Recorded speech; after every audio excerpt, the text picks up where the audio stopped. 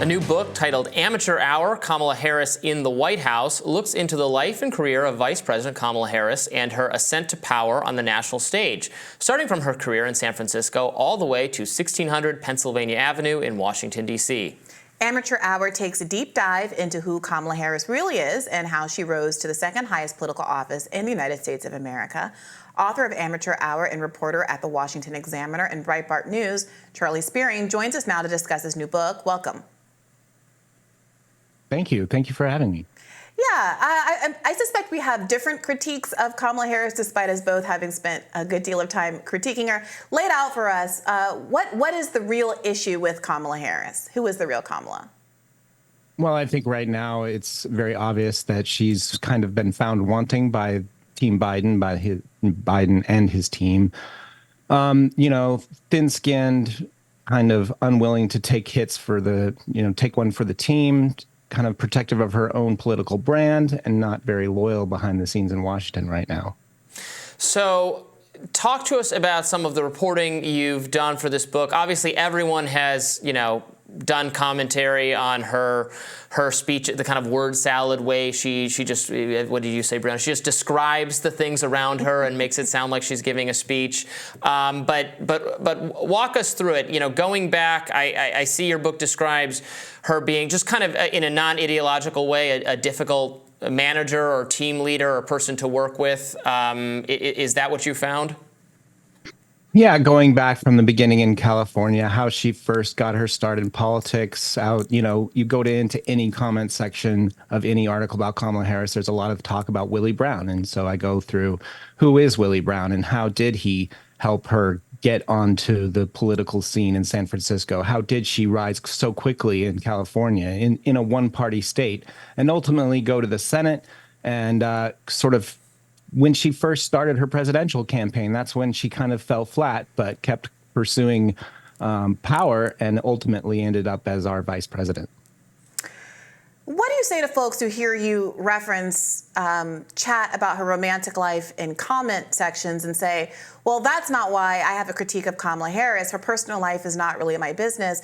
My concern is that she held herself out as a progressive prosecutor in a progressive city and a progressive state like San Francisco, beat out someone who had a much better racial record of bona fides on that issue, but was perceived, perhaps because she's black and female, and the more progressive candidate, Tom Hanlon, was white and male, as the more progressive of the two, and has been kind of misrepresenting herself as someone who shares the interest of the base of California politics when she, in fact, does not, and who sees some of the personal issues as a distraction and perhaps an unfair sort of a hit.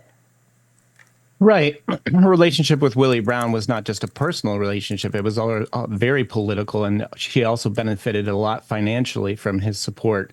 And when she first ran for office, Willie Brown was there behind her to support her campaign. So you can't really have a conversation about how she started her political career without bringing up, the hundreds of thousands of dollars she earned after Brown appointed her to these political positions while they were having their one-year relationship, him at the age of 60, she age 29. So that's a lot of it, how it got started. But you also mentioned the progressive complaints of Kamala in California, and absolutely, there was so much great journalism done by the left when she sort of ran for president, really exposing her as not really a progressive, she paints herself as a progressive prosecutor, but she doesn't do the work. She doesn't open the doors to the activists that she claims to represent. And she really sort of emerged as kind of a centrist figure in California politics. Do you think that's true to who she actually is? What I'm asking, is there some person underneath whose real policies, emerge, or she can't help but eventually be that person that she actually is? Or is she just non-ideological and is a chameleon and is willing to adapt herself to whatever the right politics are for the situation, California versus the national stage, that kind of thing? Yeah, you saw this during her presidential campaign. She really worked hard to align herself with Bernie Sanders, trying to earn respect from the left as well as people from the corporate donor class. But ultimately, she struggled on the national stage. I detail in the book how she ran into issues like Medicare for All, where she stood up and supported Bernie Sanders. But when it came time to explain it, kind of fell flat and found herself revisiting exactly what she believed on the issue. And I think that was a huge flag for leftist activists who wanted to see something a little more serious. Yeah, I do think that she was the kind of archetypal wolf in sheep's clothing that conservatives progressives actually have now become quite attuned to in the post-Obama era. She was kind of foisted on the left from our perspective with the hope that we wouldn't notice what her policies were or what her clumsiness about talking about issues like Medicare for All, for instance, really revealed, and her unwillingness to take certain kind of commitments with respect to unshackling herself from corporate dollars that might also have freed her up to take different kinds of positions. Whether or not she wanted to ideologically is a different question. When I've written about Kamala Harris in the past, I've been really intrigued by her family background and the fact that apparently at one point her parents, who were progressives themselves, I think more authentically so, questioned her choice to become a prosecutor in the first instance.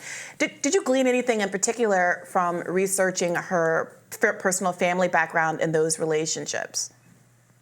Yeah, both of her parents were part of the Afro-American Study group in Berkeley. And so they were very much interested in very leftist figures like Chairman Mao, like Fidel Castro. They were very much supported the ideas, the Marxist ideas that they professed and discussed it.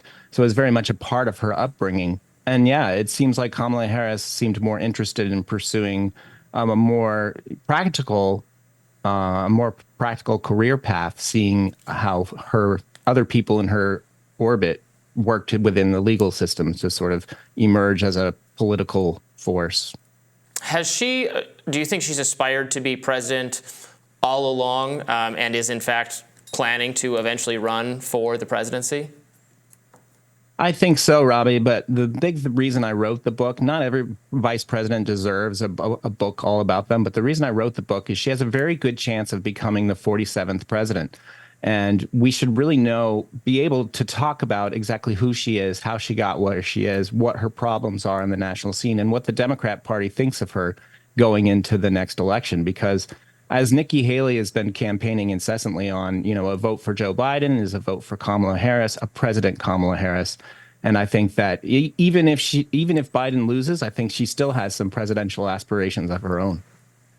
What drives you to that conclusion? Because I have similarly wondered what motivates her. It does seem like her career, the choice to become a prosecutor seems geared toward a certain kind of political advancement, especially if you're coming from a progressive background with parents that understand structurally why the criminal justice system is such a hotbed of inequity and a problem. As a lawyer, it's a kind of a known trajectory to say, I'm going to go work as a prosecutor for a few years, and that will enable me to enter a career in politics. So it does seem on some level that she did have very clear political ambitions, but I've always been on the fence about how badly she wants to be president of the United States of America, because it doesn't seem, frankly, when you're watching her in these interviews, that she has much of an appetite for it or any sense of independent policy drive, or that she has some principles or platform that she's doggedly trying to pursue. As compared, let's say, with Joe Biden, whose politics I disagree with substantially, but very much seems to have had a political agenda and a thread that you can trace over his long career in elected office. Right. We see Kamala and a lot of progressives have pointed this out, that she really struggles to sort of deliver just the basic talking points on a lot of Biden's issues. And that's why the Biden team kind of sees her as not very useful as promoting his agenda. So she's more focused on the issues where she plays better on the issue than Biden does. This is why she's currently working on an abortion tour, supporting women's rights and the women's right to choose. I think last year she embarked on a college tour where she sort of spent time in her safe spaces there. So I think that's where the Biden team is kind of happy with her right now, playing in her safe spaces. But at the same time, if, nobody really thought Joe Biden would ever be president, they kind of treated him as a laughingstock during the Obama years. So maybe Kamala Harris is thinking at this point, if Joe Biden can become the next president of the United States, why not me? Charlie Spiering, thank you so much for joining us. The book, we will be sure to check that out. Let's get it back on screen if we can. After Amateur Hour, Kamala Harris in the White House. Check it out. Thank you so much for joining us. Thanks for having me.